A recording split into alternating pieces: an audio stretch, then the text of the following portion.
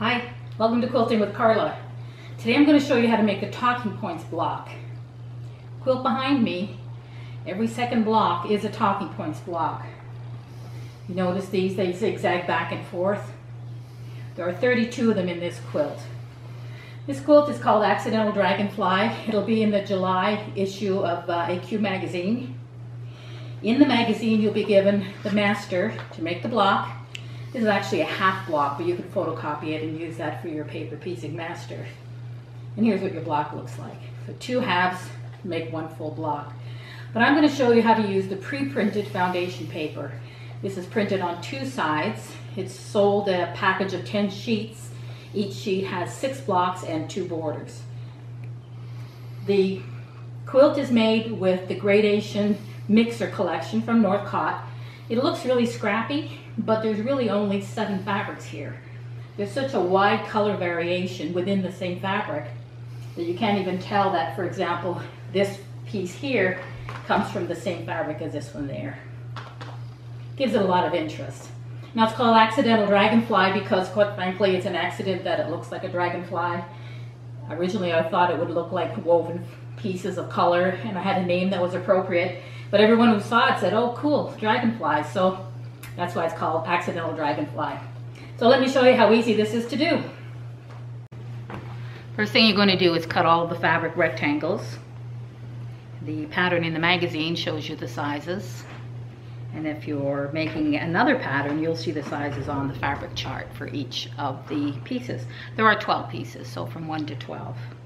Lay them out in order. You're going to grab them as you need them. If you organize your colors this way, it'll be a lot easier when it goes to making your blocks. So I'm going to start with the first piece on the first paper. The paper is printed on both sides. You want to use the side that says mirror block if you're going to make the quilt that's behind me. If not, it depends on the pattern you're going to make. You might need the mirror side, you might need the regular side. I've got some Elmer glue, the kind that the students use. I'm going to turn my block around. I'm putting my fabric on the back and just run some glue inside that cutting edge, just in the bottom corner where piece number 1 is. Take piece number 1.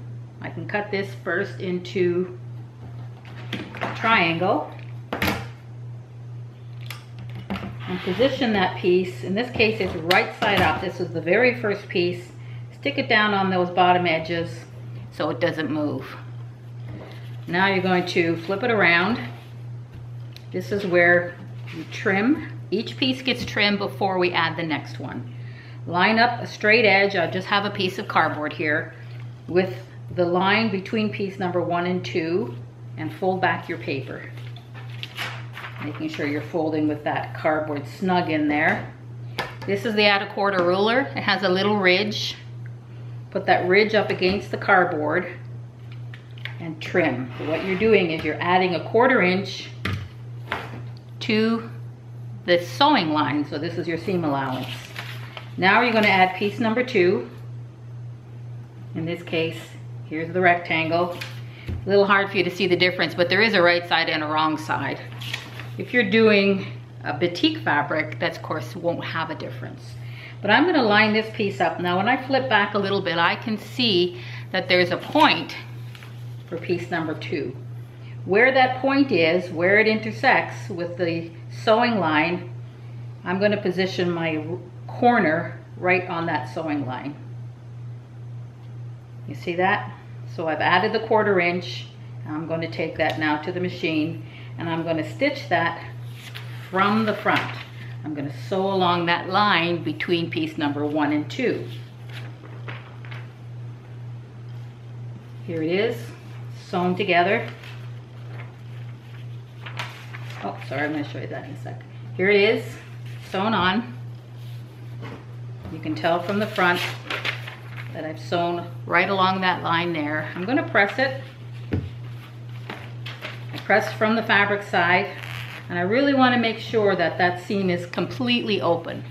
I use a very hot iron. This is a mini iron, so it's easy to handle. I want to make sure that that seam is completely open. If not, when I open up my block later, take the paper off, my block won't be square.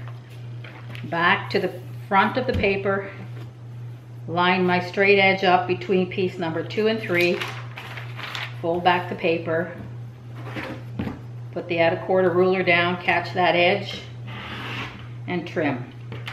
Now that trim piece is quite large. You're going to be using this for your second block. And that second block positioning is a little different. Remember you had a rectangle? The rectangle was like this. We used this edge as the first sew line. And now we're going to use the top edge. You have a point, squared off point. Look where your block is. Look where the piece number 2 points. So those points go in the right position. The corner right on. The corner right on the sew line. Position it along the edge of piece number 1. Take it to the machine and stitch. So that's how you would do your second block. Now I'm going to say, take my other piece back again, and I'm going to position this for piece number 3. Here it is here. It's a rectangle, right sides together. Piece number 3, the point is on the other side. So I'm going to position this corner right on the sew line and line up parallel to the fabric that's underneath. It's already been trimmed.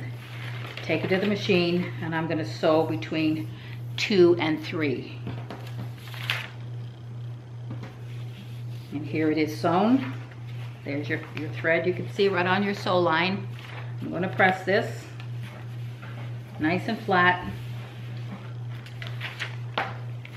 Fold it back using my straight edge between 3 and 4 now. And again, I'm cutting a large piece off. That piece is going to be used for my second block. Get ready, position piece number 4. My point of 4 is over on this side here, so my corner of my piece goes right on the sew line. Take that to the machine, sew between 3 and 4. And here it is sewn. I'm going to press this nice and straight, nice and flat. Make sure it's open. Straight edge on the line between 4 and 5. Fold back, add a quarter, trim. Save this piece.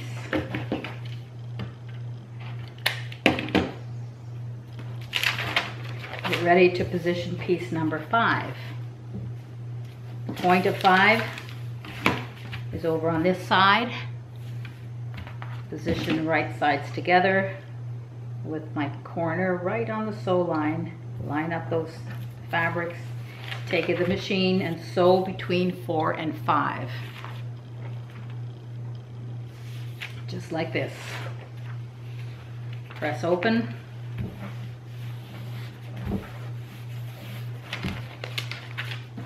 Straight edge on the line between 5 and 6.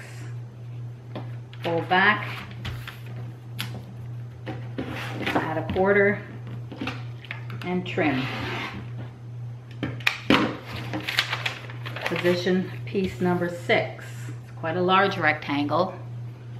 The point of 6 now is going to be on this side. So I'm going to line this up with the sew line right over here.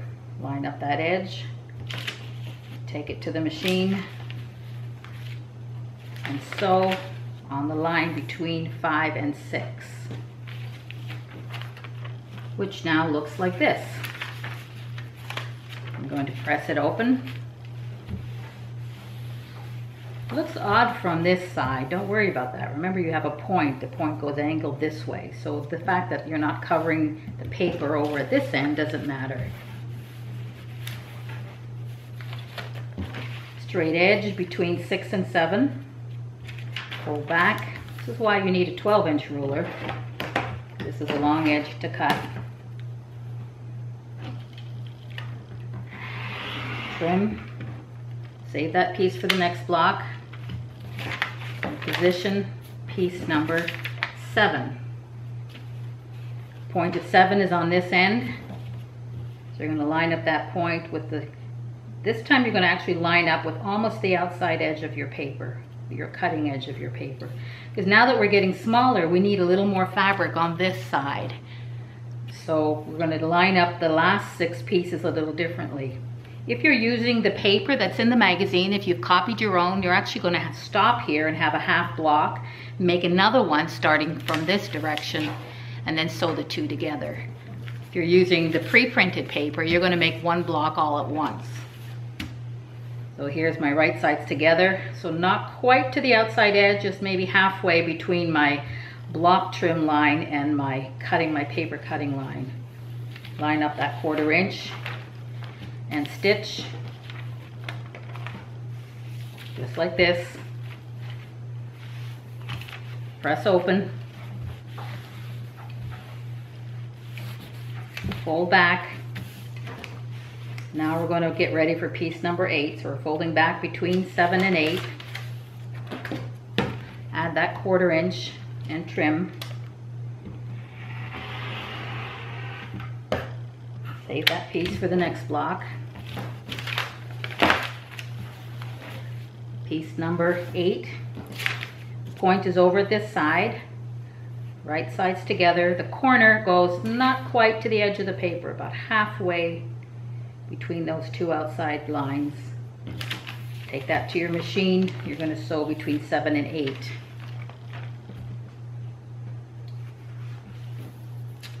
And here it is, pressed and ready to go.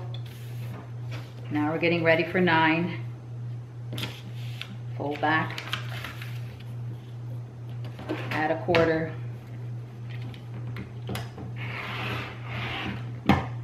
Save your large piece for the next block. Piece number 9. Point of 9 is over on that side over here. This corner goes almost to the edge, not quite all the way. Take that to the machine and sew between 8 and 9. Just like this. Again, press open. See how the block's almost done? How fast it is? Fold back now between 9 and 10. Add that 1/4. Trim. Save your piece. Take piece number 10. Right sides together. This point is now over on this side, so I'm lining up my corner almost to the edge, and then along the fabric below. Take that to the machine and sew it. Here it is, sewn and pressed. Fold your straight on your straight edge. This has already been trimmed. And add your next piece. This is piece number 11. The point is now on that side, almost to the edge. Sew between 10 and 11. Here it is, sewn and pressed. Fold back, it's already been trimmed. And the last piece is this little triangle for piece number 12. I'm going to line this up right sides together, sort of in the center. I can kind of tell where that is. And then sew that on. And finally, press that last piece open. Oh, I just looked at this one and I see that I've sewn the wrong color. Well, it doesn't matter because you'll still see how the block squares up. I should have put a green there and I put another purple. Now the block just needs to be squared up, which is very easy to do. I use the add a 1/4 ruler. I'm going on that small dotted line. That's my block trim line. Trim it on all sides. I haven't had to worry about cutting my threads or trimming as I go. It's just so much easier to do it all at one pass. 4 trims, the block is finished. And then we have the joyous job of removing all the paper. It's not my favorite part of paper piecing, but you know, you can sit in front of the TV with garbage can beside you and just slowly tear out all that paper like that. It comes apart. Because we tightened up that stitch, The paper kind of tears along its sew line. And there we go. That's how you make the talking points block. Pretty easy, isn't it? Hope you enjoyed this pattern. I hope you enjoyed doing the talking points block. Catch us again on another episode.